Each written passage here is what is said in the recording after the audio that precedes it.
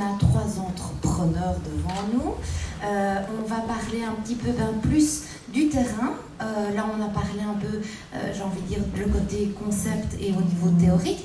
Et là, ici, on va vraiment avoir ce partage d'expérience quand on est un CEO, quand on est une responsable de magazine et quand on a sa boîte qui va accompagner ces entreprises dans la transformation digitale, un peu votre parcours et votre vision à ce niveau-là.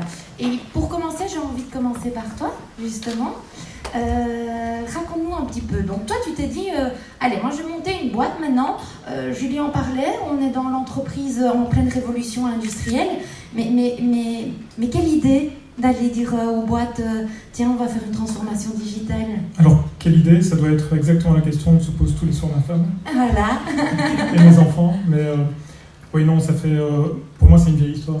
Ça fait 19 ans maintenant qu'Underside est créé et qu'on est dans le domaine de la transformation digitale avant même que ça s'appelle transformation digitale. Et tu saurais vraiment... quand on parle beaucoup de transformation digitale, mais concrètement, qu'est-ce qui se passe sur le terrain? Alors, concrètement, tu veux parler de quoi en fait? Tu veux parler des obstacles qu'on rencontre? Soit des obstacles, et on t'appelle pourquoi et comment. Okay. Tu vois? Le constat à l'heure actuelle, c'est exactement ce que Julie disait tout à l'heure en fait. C'est que il n'y a aucune solution pour les entreprises que de passer par la transformation digitale. Voilà. Donc bien faire la différence effectivement entre transformation digitale et digitalisation. On parlait tout à l'heure, il y avait les deux termes qui revenaient. C'est deux choses qui sont complètement différentes dans le sens où la digitalisation, c'est par exemple de prendre une feuille de papier et puis de la passer sur un écran. D'accord. Et finalement, on n'a pas changé les processus de l'entreprise pour autant. D'accord. Et parfois, on peut faire des digitalisations qui sont un petit peu... qui sont juste à côté de la plaque, en fait. Complètement. Voilà. Imaginons, par exemple, en fait, on a un cas qu'on connaît très bien, en fait, qui est le monde de l'automobile. Et on s'est dit, à un moment donné, avoir des totems, en fait, avec une feuille de papier, c'est juste plus possible. Avoir des vendeurs qui perdent 15 minutes, 20 minutes de leur temps tous les matins pour agencer tout ça, imprimer, bon, voilà. La digitalisation, en fait, ça aurait été de se dire tiens, je vais utiliser des clés USB et des écrans. Génial. Voilà. Le problème, c'est qu'on complique le processus, qu'on doit formater la clé USB en plus, qu'il y a parfois des problèmes techniques, etc. Et donc, finalement, c'est pas bon de digitaliser à ce moment-là. Ce qu'on doit faire, c'est la transformation digitale, et c'est le fait d'aller chercher profondément dans les processus de l'entreprise, de les analyser, et de faire en sorte d'utiliser le monde du digital afin de pouvoir trouver tout simplement des flux qui sont plus respectueux de l'homme, qui sont plus rapides, plus efficients également. Et comme le disait Jérémy tout à l'heure, en fait, finalement, c'est une façon de pouvoir faire en sorte de donner du temps de cerveau disponible aux hommes à nouveau. D'accord, ok. Et dans ce cadre-là, je veux dire par là, tu dois être face à certaines personnes qui ont... face à l'innovation, tout le monde n'est pas ouvert là-dessus. Je veux dire par là, comment tu appréhendes ça? Parce que venir dans une entreprise et dire tiens, on va vous faire du design thinking. Tout à fait. En fait, le message que je voudrais faire passer aujourd'hui, en fait, par rapport à ta question, c'est qu'il est juste impossible de persuader quelqu'un qui ne veut pas l'être. Voilà. Donc ne perdons pas de temps, en fait. On peut expliquer quelque chose, parler de design thinking, parler de transformation digitale, de dire pourquoi c'est bien, pourquoi c'est absolument nécessaire pour l'entreprise, mais puis la personne est preneuse ou pas preneuse. Voilà, et c'est un terme qui est beaucoup aussi galvaudé. Exactement. Donc des fois, on ne sait pas très bien ce qu'il y a derrière. Tout à fait. Et en même temps, on a cette réalité, comme on vient d'en parler, de cette entreprise 4.0, où il faut vraiment impliquer les gens dans cette transformation. Clairement. Et qui n'est pas nécessairement de la digitalisation. Non, tout à fait. Mais et toi alors, Claudia, tu as pris les rênes d'un magazine. 2, ouais c'est vrai, 2. Et puis, tu t'es retrouvée, non seulement dans une situation de leaduse par rapport à tes équipes, mais surtout on t'a dit, écoute Claudia, à un moment donné, le digital, ça va avoir un fameux impact sur ce journal papier. Est-ce que tu peux nous en parler? Oui, je pourrais vous en parler pendant 3 jours. Par où commencer? Oui. Je ne vais rien vous annoncer en vous disant que la presse papier traverse des périodes difficiles, puisque les gens consomment l'information autrement. Et entre le moment où le consommateur change de comportement et où les chefs d'entreprise, à la tête d'entreprise depuis 50 ans, qui font un travail magnifique depuis 50 ans, le laps de temps entre la prise de conscience, parfois, elle peut être terrible parce que c'est juste le temps, c'est juste trop tard. Et donc, et en fait, ça va très très vite. Ça va très très vite et c'est ça qui est terrible. Et il y a une chose qui est très importante, c'est qu'à partir du moment où on est à la tête d'une boîte et on se dit « Oh, waouh, j'ai plus le choix, je dois y aller », le problème, c'est qu'on a beau parler d'intelligence artificielle, on a beau parler de transformation digitale, sans les êtres humains, on ne peut pas le faire. Et là, bonjour les RH, bonjour le boulot, parce que dans une boîte, quand vous arrivez et vous leur dites « Salut les gars, on est en danger, on est dans un avion, et on doit transformer le moteur avant de se poser, et tout seul je ne vais pas y arriver, j'ai besoin de vous », il y en a qui sautent, il y en a qui se couchent en dessous du siège, qui font le mort, et en fait, en général, il y a 30% des gens qui disent « Qu'est-ce que je peux faire ?»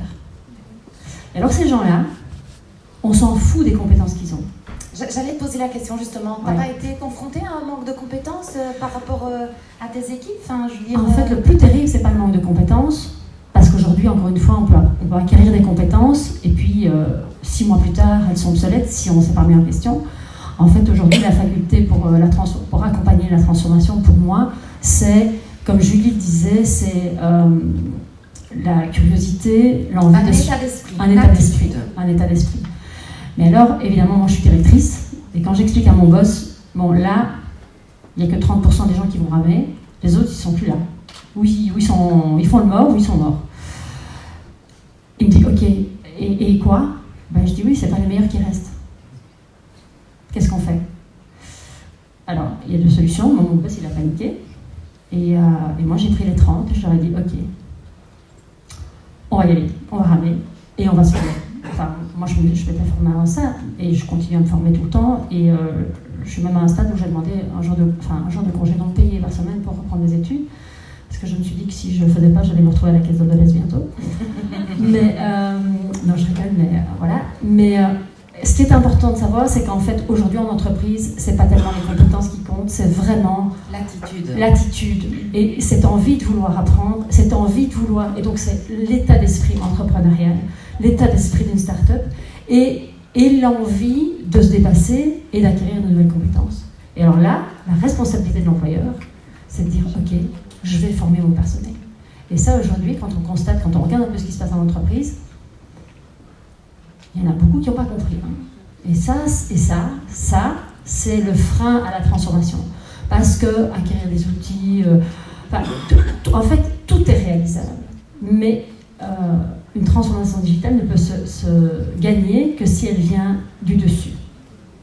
Parce que même si en bas, vous avez des gens super compétents, super volontaires, qui sont prêts à tout démonter, si au-dessus, on a peur et qu'on est figé, ou qu'on n'a pas compris que la formation du personnel, ça fait partie de l'investissement premier, alors on ne peut pas faire de transformation. Et donc, effectivement, moi, le plus dur, ça a été d'être confronté à la résistance au changement, parce qu'il se fait que je suis dans une boîte où il n'y a pas de RH. Et donc, moi, j'ai pas de compétences RH, mais j'ai dû aller puiser dans mes ressources parce que qui parlait de la guerre? En fait, oui, c'était ça, en fait, c'était la guerre, en fait, il fallait y aller, quoi. Et donc là, tout d'un coup, on se révèle. Moi, je me suis révélée, je suis très fière, parce que je ne savais pas, je me suis révélée un leader formidable. Alors, c'est chouette, hein, je vais avoir 50 ans et je l'ai appris il y a 2 ans, donc toute une vie pour l'apprendre, c'est chouette. Merci l'école. Mais par contre, c'est vrai que voilà, il y a des gens qui seraient dans la difficulté, il y a des gens qui se révèlent. Et moi, en tant que manager, il y a des choses que je trouve fantastiques dans ces périodes de turbulence. C'est que parfois, on a des petits bazars qui traînent dans les coins, là, des gens qui sont transparents. Et puis, dans la difficulté, ils déploient leurs ailes. Et ils deviennent des ailes, en fait. Et ça, moi, j'adore, parce que je trouve que aller chercher la ressource chez les gens comme ça, et quand c'est inattendu. Donc voilà, moi j'ai envie de dire que la transformation digitale, on pourrait en parler, on pourrait parler de plein de choses, mais pour moi le plus important c'est la prise de conscience chez les CEO, chez les managers, et il y en a encore plein qui disent « Oh ouais, on fait transformation, on achète un iPad ». D'accord.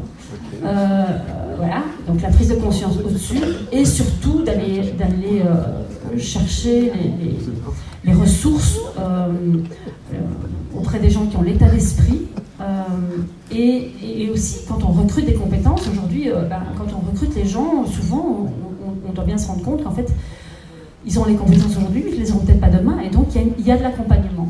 Et voilà. Donc, Mais ça rejoint un petit peu ce que tu disais aussi, hein, ce côté frein à la transformation du digital.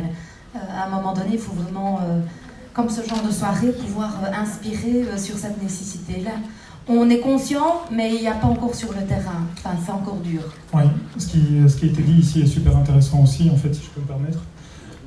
Parce que quand tu disais, en fait, que ça passe de la direction du haut vers le bas, en fait, c'est là où se trouve tout le piège de la transformation digitale et de la non-transformation digitale, en fait.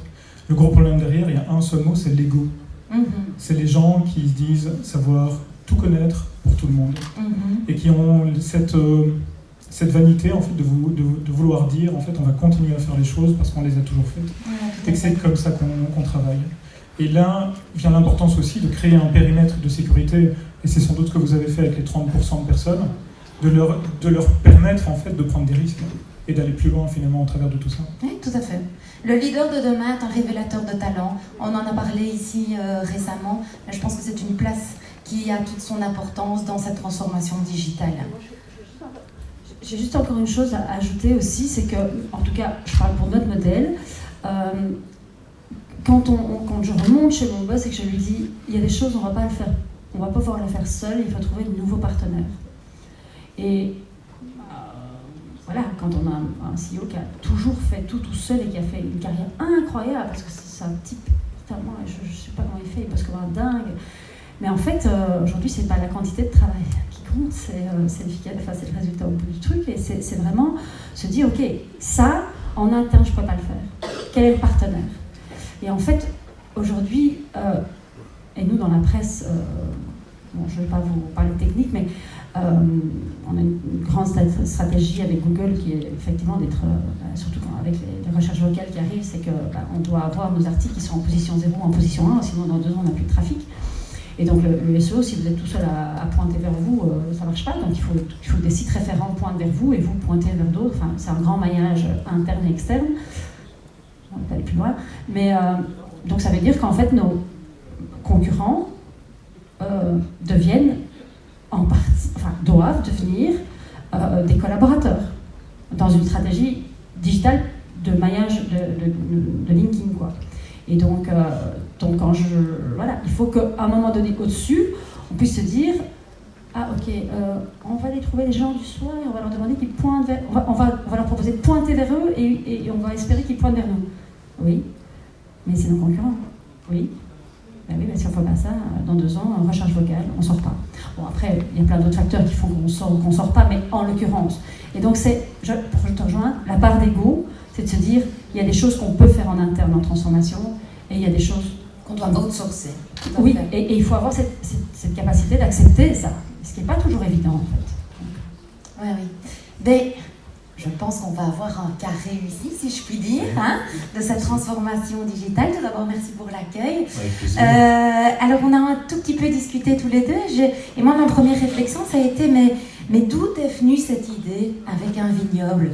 Et de ton vignoble, justement, tu as implémenté cette transformation digitale avec toute l'actualité qu'on sait ici récemment. Et donc, j'ai envie de dire, ben voilà, on vient de parler de certaines difficultés. Tu étais visionnaire, comment tu l'as pris? Ça t'est venu naturellement? Tu es d'une famille entrepreneur, donc ça aussi, tu avais ce mindset.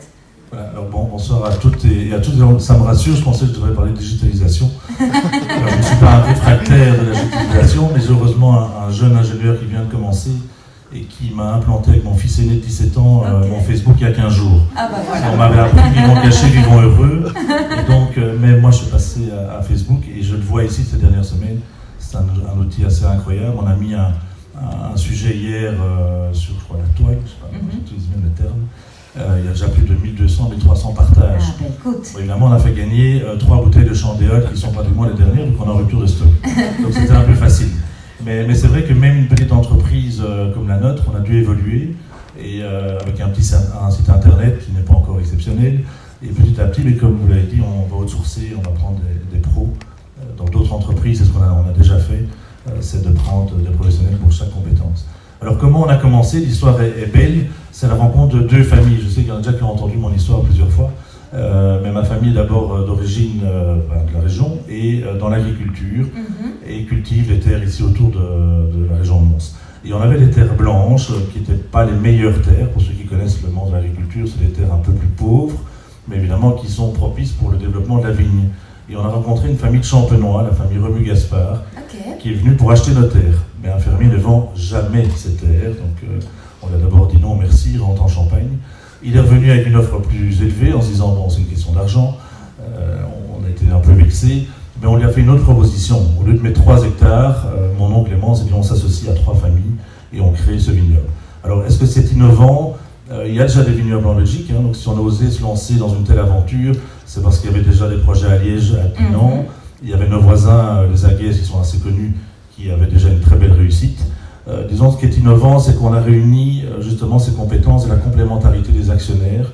Il y avait chacun, au niveau entrepreneur, réussi, je pense, de belles choses. Même si donc ça, c'est intéressant. Le mindset était déjà avec des actionnaires. Voilà, c'était vraiment, on était dans cette diversité, c'était vraiment les 3... et pas l'ego, voilà. Comme on vient de parler. Et alors, également, au niveau de la technologie, des compétences, dans l'équipe de management qu'on a mis en place, on a vraiment été chercher le top au niveau du recrutement, malgré que c'est une petite structure. En termes d'équipement... Quand tu dis petite structure, rappelle-moi. Le Chandéol, c'est 10 personnes pour l'instant, avec le personnel qui travaille dans la vigne, même si c'est amené à grandir. Il y a tout un pan, comme vous le voyez, événementiel, là où on accueille beaucoup d'entreprises la semaine et des familles le week-end. Donc il y a toute la partie événement qui n'était pas normalement notre core business. Voilà. Mais cet tourisme a été fort développé et donc on a accentué. Et donc dernière chose, c'est la compétence technique au niveau des installations. Pour ceux qui ont fait la visite, c'est la cuverie, la Rolls-Royce, que ce soit les retourneurs, les gyropalettes, que ce soit les pressoirs, tout a été climatisé. Je ne vais pas rentrer dans le détail ce soir. Mais donc on a essayé de réunir les meilleures compétences en Champagne, qui nous ont dit comment faire le chai de rêve pour essayer de faire le meilleur produit. La qualité du sol y est, la compétence de la viticulture. On a été chercher un responsable à Bordeaux, un Argentin, pour ceux qui l'ont vu à la télé, toutes les femmes l'adorent déjà. On a beaucoup plus de femmes maintenant au magasin depuis quelques semaines. Ah ben voilà la diversité. Voilà, donc on a notre, parce qu'on a des fouteux là au fond, on a notre Lionel Messi. Voilà, ici. parfait. Et donc voilà. Donc, et comme je dis toujours, nous, on dit Hubert, tu travailles, parce que vous dites que votre CEO travaille beaucoup. Les gens disent tu travailles beaucoup. Je dis non, on ne travaille pas, on s'amuse. Et donc ça fait 20 ans que dans l'environnement, je m'amusais. Et donc malgré tout, je m'embêtais, je voulais m'amuser et aussi faire la fête. D'accord. Et donc mon oncle Clément s'est dit pourquoi pas lancer un projet passion. Et voilà, où on va s'amuser. Je ne crois pas que ça va être très rentable les premières années parce que l'investissement est lourd, mais c'est tellement gai tous les jours que voilà, on est ravis. Cette passion. Et ça, ce serait un peu la clé de cette transformation digitale. Enfin, est-ce que l'innovation, il faut s'y amuser dans ce projet. Ce serait un peu ça la clé? Je pense qu'une des premières grandes valeurs que moi j'ai toujours défendues, c'est l'enthousiasme, la passion. L'attitude, on revient à ça aussi. Quand mes équipes arrivent ici le matin, ils ont le sourire. Et pourtant, ils travaillent tard. On a des événements qui terminent parfois à pas d'heure. On a encore une soirée ici à 5h du matin et à 8h30, tout le monde était là. Je leur avais dit, venez vers midi, c'est pas grave, je vais gérer le matin. Vu que je suis, comme dans le Mansoura, un oiseau de jour et de nuit. Et je le rassure, on dort très bien après avoir bu du Chandéol. C'est un bon remède. Et donc, non, j'ai une équipe qui s'amuse et qui a envie, dans la responsabilisation que je leur donne, dans l'autonomie que je leur donne, on parlait de Facebook, j'ai aucune idée de ce qu'il met, enfin maintenant je commence à regarder, et il s'éclate. Je sens vraiment qu'il s'éclate et je lui ai donné confiance en disant voilà, à toi de foncer, à toi de te lancer, bon mais pas trop de bêtises quand même sur le mur. Non mais ça fédère les équipes via voilà. un projet commun. Et donc je pense que voilà, une interaction qui se passe et au niveau digitalisation, c'est une petite structure, mais on va évoluer et on sait que l'e-commerce, on a eu beaucoup de demandes ici ces dernières semaines assez extraordinaires du Japon, de la Chine, de la Turquie, Canada, de tous les pays. Où on peut l'acheter par internet, et moi j'étais là, non, pas encore. Bon, voilà. Alors on a des partenaires chez qui on vend le produit, qui sont déjà un peu plus avancés dans le e-commerce, mais c'est clair qu'il faudra être à la pointe, même si on a moins de concurrence que dans votre secteur, donc il ne faut pas se reposer trop non plus, il faudra se préparer, mais comme c'est une jeune structure avec beaucoup de dynamisme et des cadres jeunes, je pense qu'ils ont envie d'aller même plus loin, même si c'est peut-être pas nécessaire, qu'on pourrait attendre et reporter certaines choses. Je pense qu'ils m'ont déjà fait comprendre qu'ils allaient me proposer différentes solutions en digitalisation et voilà.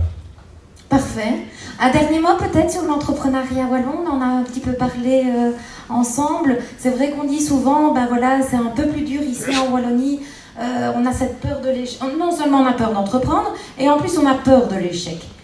Mais alors pour ceux qui me connaissent aussi dans la salle, il y en a plusieurs, ils savent que je suis un acharné de défendre la région de Mons. Parfois ils me disent pourquoi tu continues à t'acharner à défendre Mons. Pourquoi? Mons est en train de s'enterrer, il n'y a pas d'avenir, c'est toujours la même rengaine. Mes amis de Bruxelles me disent t'habites Mons, c'est l'horreur.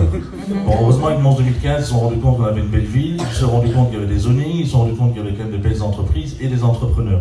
Je pense qu'ayant dirigé un groupe flamand, c'est quand même assez rare pour un francophone pendant 18 ans, un flamand il va investir, il va construire un grand bâtiment, il va être fier, il va mettre sa grosse voiture de société devant, et à la rigueur il ne sait pas encore ce qu'il va faire demain, il va déjà construire le hall, l'entrepôt suivant, sans savoir s'il a déjà la commande.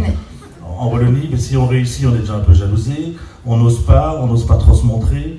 Et donc j'ai une conférence que je donne parfois dans des clubs à faire qui s'appelle Oser entreprendre. Et donc à un moment, j'ai envie de dire, comme un fabricant de jeans, on se réveille le matin avec un rêve et on la réalise. C'était le CEO de Icewatch, le Jen, qui disait ça aussi. Quand on se réveille le matin, il faut réaliser son rêve. Et je pense qu'en Wallonie, il y a réellement des entrepreneurs qui ont envie de réussir. Et donc osons. Je pense qu'il y a des outils, on a dit en accompagnement, il y a différentes choses. Les banques ont quand même besoin, on a des banquiers ici. Il y a quand même des banquiers qui sont prêts à soutenir des beaux projets. Et il y a plein de choses à faire. Donc voilà, oser entreprendre et regardez ici. Les gens, quand on s'est lancé, ils ont dit on est un peu fou de faire ça. Et à la rigueur, maintenant, c'est le contraire. Les gens disent Hubert, ça fonctionne bien. Et on n'a pas fini. Donc c'est déjà 2,5 millions d'investissements, pratiquement 3. Et on va investir 2,5 millions l'année prochaine. Voilà. Sans savoir qu'on allait avoir ces médailles et ces différentes choses. Tout à fait. Alors c'est aussi la transmission en Wallonie. Moi je dis aussi, si on le fait, il y a beaucoup d'entreprises de taille familiale, et je pense que ça c'est l'avenir de la Wallonie. Je ne dis pas que les grandes multinationales n'ont pas d'avenir, mais j'en ai parlé, moi j'ai 3 enfants, j'ai des neveux, des nièces, et donc aussi le fait de créer des entreprises qu'on a envie de transmettre, moi je trouve ça assez passionnant, entreprises familiales. Voilà, après on a parlé de formation, je pense que ça va être un des points les plus importants en Wallonie, c'est de redonner le goût du travail. J'adore emmerder mes amis politiques de tous les partis. Je dis toujours comment attirer des entreprises dans la région, c'est d'abord comment les garder et de redonner la fierté du mot travail. Le travail est vu comme une punition actuellement dans certaines régions, on parlait de Molenbeek, de Mons, la Louvière, il y a des endroits où quand on dit à des jeunes il faut travailler, ils voient ça comme une punition. Tout à fait. Donc je pense qu'en formation, éducation, il va y avoir un travail énorme au projet plutôt. Donc voilà, donc moi je pense que la Wallonie c'est une terre d'accueil, il y a plein de choses à faire et tout à fait. Voilà, il y a de belles personnalités, il faut se lancer. Derrière. Et dernier exemple, ceux qui seront d'accord ou pas d'accord, mais j'aime bien mettre parfois un pavé dans la mare. Je prends l'exemple ici d'une usine qui voulait s'installer, la famille Clairbot voulait installer une usine de frites ici tout près, 400 à 800 emplois, et quand on voit un mois des élections, le politique a cassé le projet, ou a en tout cas mis un frein, et donc c'est là aussi je pense que le politique doit prendre ses responsabilités. Et parce qu'il y a 2 ou 3 riverains, et je sais que ça allait peut-être sentir un peu la frite pendant 2-3 jours, alors que ceux qui connaissent au bord de la R5 ici, c'était un très bon site. On est en train de dire que c'est pas un bon site, mais c'était un très bon site. Et donc je pense aussi que le politique doit prendre ses responsabilités à un certain moment et de dire si on veut avancer, il faut aussi soutenir les entrepreneurs, les mettre en avant. Quand on voit le nombre de contrôles, j'ai des amis ici qui m'ont dit le nombre de contrôles, que ce soit fiscal, environnementaux, etc., ça devient quand même vraiment difficile. Et donc à un moment, je crois que les entrepreneurs doivent être plus solidaires et oser avancer et dire aux politiques, suivez-nous. Voilà. Bon, c'est mon petit côté avant les élections. Oui, mais voilà.